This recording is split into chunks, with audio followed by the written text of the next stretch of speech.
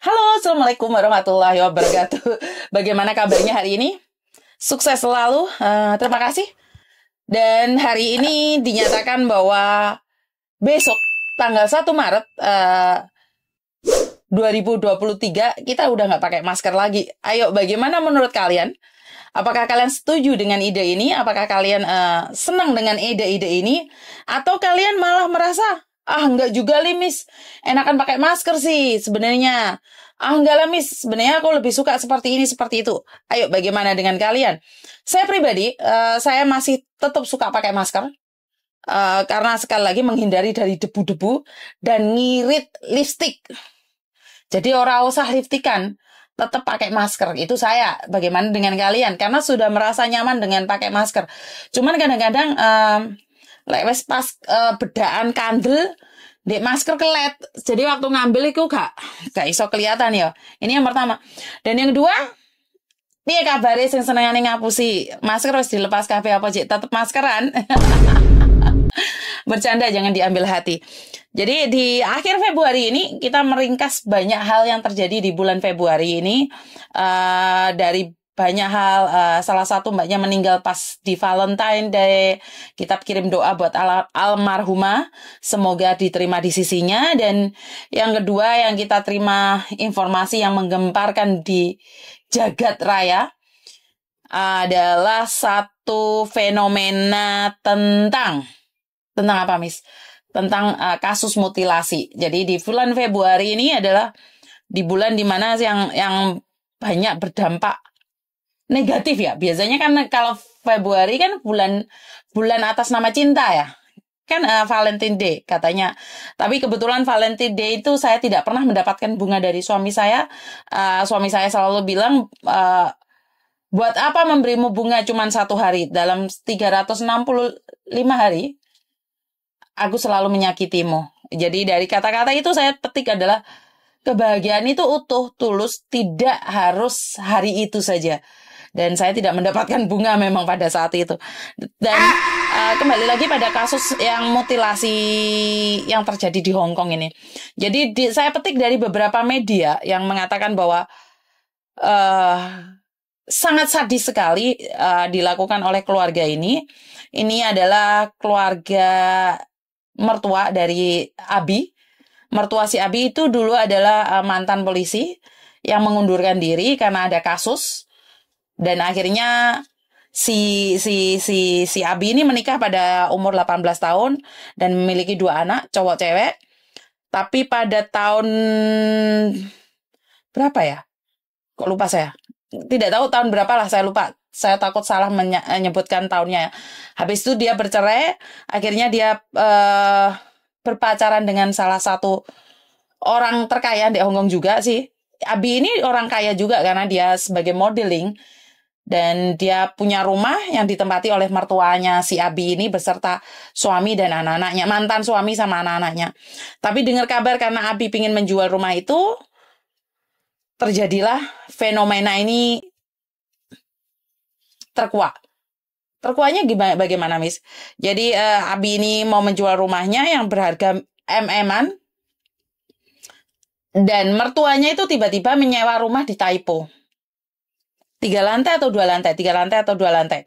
Jadi di rumah tersebut ditemukan potongan tubuh si Abi. Juga tasnya si Abi, patadongnya, kartu kreditnya, semuanya di kulkas. Dan di rumah Taipo ini tidak ditemukan kasih, tidak ditemukan perlengkapan rumah seperti lemari, ranjang, apapun itu tidak ada. Yang ada hanyalah kulkas, pemotong daging, pisau, dan barang-barang untuk pemotong daging. Dan pada tanggal 20 berapa ya? Tanggal 26, 25, 24 atau 22. Saya tidak ingin menyebutkan ya, saya takutnya keliru. Di situ Abi menghilang, dan pada tanggal berikutnya, tanggal berapa sih sejak hilangnya itu? Tanggal 24 ya? 24, 25. Iya, tanggal 24 hilang, tanggal 25 keluarga mantan suami ditangkap, dan tanggal 27 26 si cowoknya ditangkap, dituncung, dan tanggal 27 semuanya terkuak. Ini apa yang kita petik? Saya tidak membahas kapan dan bagaimananya ya. Yang saya tahu adalah ini adalah dendam. Motif dendam, emosi, dan uang.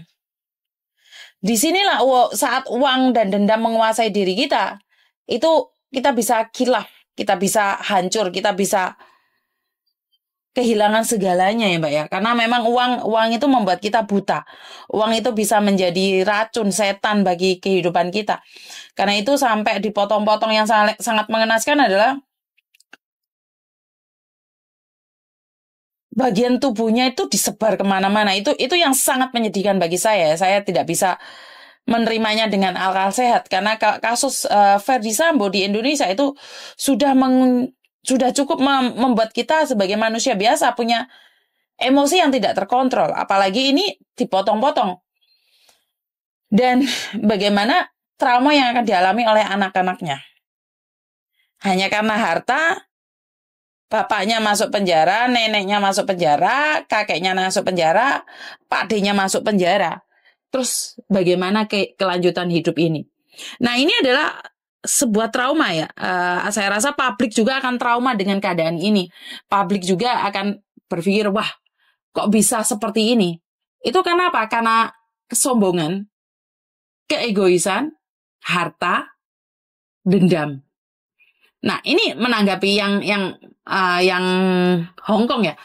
Yang Indonesia Ferdy Sambo sudah selesai setelah bertahun-tahun, satu tahun lebih, akhirnya divonis mati. Saya pribadi, saya tidak setuju dengan vonis mati, tapi saya menghormati hukum karena apa yang dia lakukan setimpal dengan apa yang dia dapatkan hari ini. Nah, setelah selesai kasusnya si Ferdy Sambo, kembali lagi Dandi ya, kasusnya si Dandi. Ini sangat mengagetkan sekali ya, karena dia harus kebongkar semuanya gara-gara seorang wanita yang bernama Agnes. Bagaimana ceritanya itu saya tidak melihat secara langsung atau mengikuti secara langsung. Tapi apa yang saya petik adalah harta, kekuasaan itu dan wanita itu bisa menghancurkan.